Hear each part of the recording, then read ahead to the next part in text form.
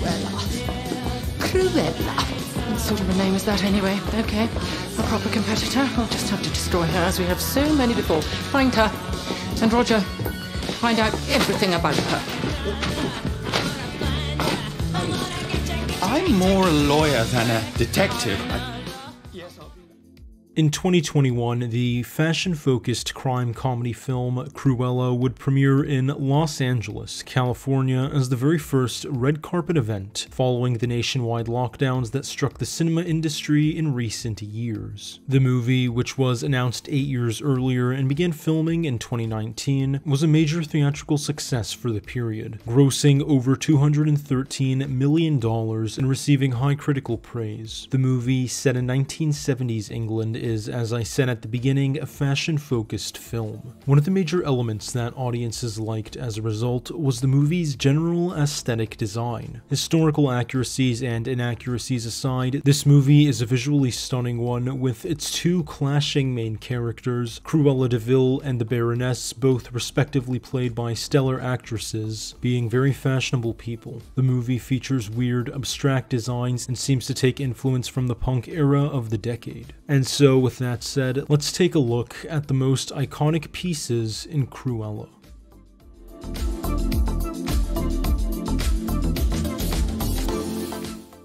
There's a pretty common criticism I see when I study films of this nature. Movies like Zoolander, The Devil Wears Prada, and Cruella all have one major thing in common, and that is that they are in some capacity mockeries of the fashion world, which explains the bizarre, exaggerated outfits and behaviors of the movie's respective characters. I read a New York Times article on this movie while writing this script. It covered these types of movies in general, and I don't think it's right to criticize these movies for finding fashion as something easy to exaggerate, because although it does have deeper meaning and structure to it, fashion is still a visual field. Films like The Devil Wears Prada and Cruella have legitimate designers working on them, and due to the exaggerative nature of these movies, they often curate stunning outfits. So to disregard this point, simply because these movies overemphasize the stranger elements of design to serve as a joke, isn't fair. It's just a movie after all, not something to be taken as seriously as I feel some people tend to do.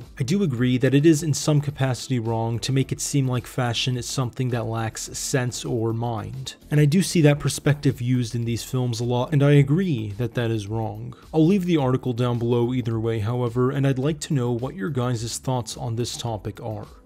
The film narrates multiple stories at once. We see our main character's style shift as she develops across the movie, and as the movie gets increasingly darker and darker, so too does her fashion. As it continues, her fashion choices slowly bring together class and rebellion into a bizarre clash. When she's shadowing the Baroness as an example, one piece she displays is a gray patterned shirt, fully buttoned with a dagger collar and long sleeves that are slightly wider on the upper arm. The look is strange and clearly an alternative take, as the film's main design influence did source from the works of Vivienne Westwood, the founder of punk fashion. The punk style is expected to make appearances throughout this movie. The same can be said for when Estella lands a job at the famous Liberty department store, for which she's wearing an all-black ensemble with knee-high boots, a short black trench coat, arm-slung backpack, and a black beret to top it off. And she wears the same hat at other points in the movie. Of course, this can't be a Cruella fashion analysis without talking about the very excessive dresses across the film.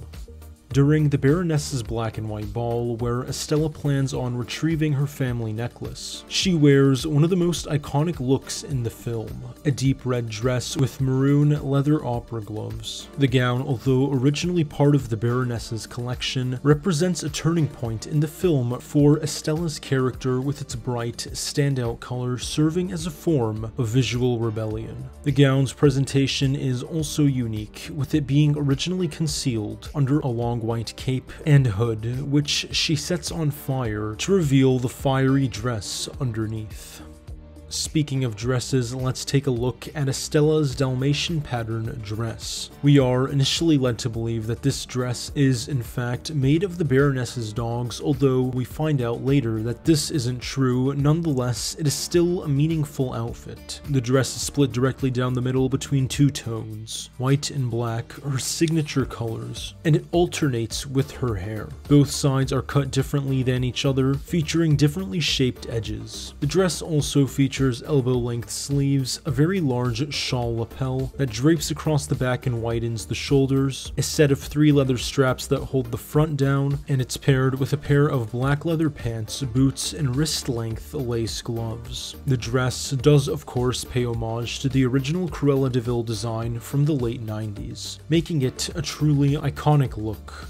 Another punk-themed and unorthodox look that Cruella sports during one scene in the movie is when she wears a biker-themed jumpsuit. The outfit, made up of a leather jacket and sequin pants, is very much in line with her style at that point in the movie. The jacket is structured with slanted ends, square shoulders, and a high-sitting collar that unfolds out onto the traps of the jacket. Her biker jacket is unique in its design, as it's characterized by a strange tire pattern as if it's actually made from tires. The pants are what I would assume to be leather as well, crusted with gold sequins, and she pairs the getup with black leather gloves and black face makeup that spells future across her face. Again, it's a rebellious look that tells us a lot about how her character changes throughout the movie, while also showing its clear influence from the 1970s punk era style.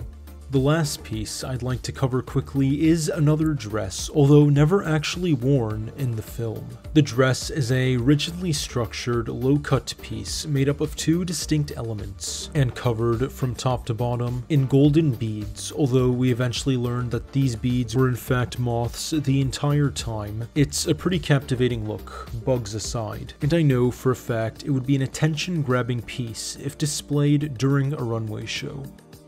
The movie has a lot of other flashy, abstract, and stunning outfits that I unfortunately couldn't cover in this video, so I may make a part 2, as I did with The Devil Wears Prada. However, either way, it's clear that Cruella is a very fashionable film. The movie narrates its story alongside fashion, and the two go hand in hand directly. The characters, their moods, feelings, and states of mind are all displayed by the clothing that they wear. And yes, it is exaggerated at many points in the film, but in my opinion, that's what makes it so great. It's free, it's excessive, and it's wildly unorthodox. The movie looks at the world of traditional fashion and runs around with it for every getup. And it's truly something that can be appreciated by all kinds of audiences.